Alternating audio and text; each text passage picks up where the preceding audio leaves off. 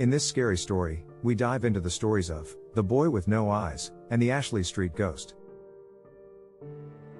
The Boy with No Eyes is a creepy, real-life account and is a story everyone should hear. Let's begin. The door to my bedroom opened one night when I was 10, and then I heard someone sitting on my bed. This ended up being an encounter with a very persistent ghost. Something or someone grazed my leg, and I felt someone's weight cause the bed to sag. I thought, it's just Mom, and I opened my eyes to see. No, it wasn't my mother.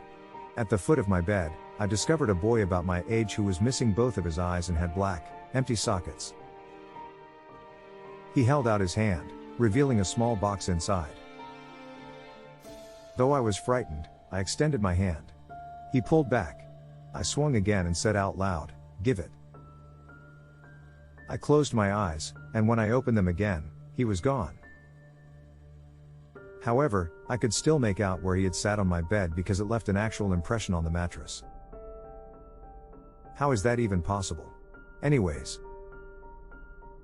Jump ahead 5 years. My girlfriend came over to finish her homework one night. She finished up and then had a nap as she awaited her folks. I made an effort to get her awake when they got there. She looked up at a corner where the wall and ceiling meet as she suddenly opened her eyes. She pointed at it and then turned back to sleep. I shook her once more and told her to wake up. As soon as she woke up, I told her that what she seen was probably real, as I'd seen it before myself. She appeared paralyzed, but spoke to me and said up on the wall she seen a young boy, with no eyes.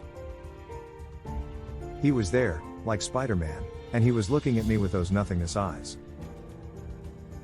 I panicked and told her that I had the exact same experience with the empty-eyed child to her. Take another leap 5 years to the future. We had a 2-year-old child and I was with the same girl. We were living in my former room at my parents' home. My daughter started talking seemingly to herself, when she woke up at the same time every night. After a while, I realized the nightly talking was happening literally every night. I finally woke up one night, and heard her talking. I jokingly asked her by asking who she was speaking with. "It's a little boy," she said. "He is nice and he is lost and trying to find his mama." Nightly discussions with my daughter continued until we eventually moved into our own place. It wasn't that the spirit terrified us, or even my daughter, it's that after even a decade, it was still there. What was this spirit still doing there? And I guess that all spirits aren't bad. Moving on to the next story, which is definitely a scarier real-life account.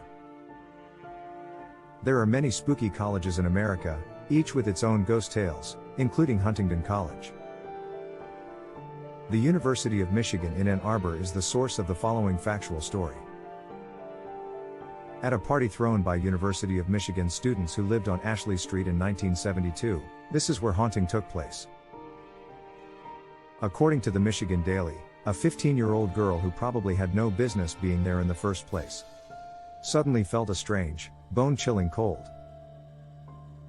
She went upstairs to try to get warm, because heat rises, I guess.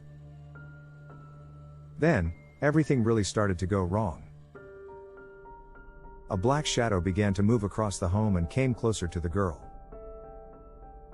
In the meantime, posters were uncontrollably falling off the walls below and piling up on the floor.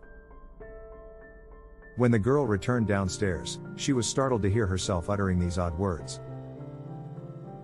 "The drugs and addiction were my fault, and I accept responsibility for that, but I was not that way deep down. I want to express my regret to everyone involved for what I did." This was extremely odd because this girl did not use drugs or even have an addiction. So what was compelling here to speak that way? Did the spirit show her her own future? Or was the spirit someone else who had died from drugs and was telling the story through her, almost like a possession? The residents of the house, who were students, didn't find her statements particularly weird. The home had previously been occupied by a man who had a very significant addiction. They figured maybe she was just drunk, Until a few of the same kids there that night experienced something similar. A young man started to feel extremely cold one night, and also decided to go upstairs saying he needed to warm up. He then came back downstairs 30 minutes later after a ton of weird noises were coming from the room he was in. And he stated that all the things he did wrong were not his fault, and he left the home in tears. This is really creepy because it almost seems like a possession, and ghost possessions aren't supposed to be real, are they?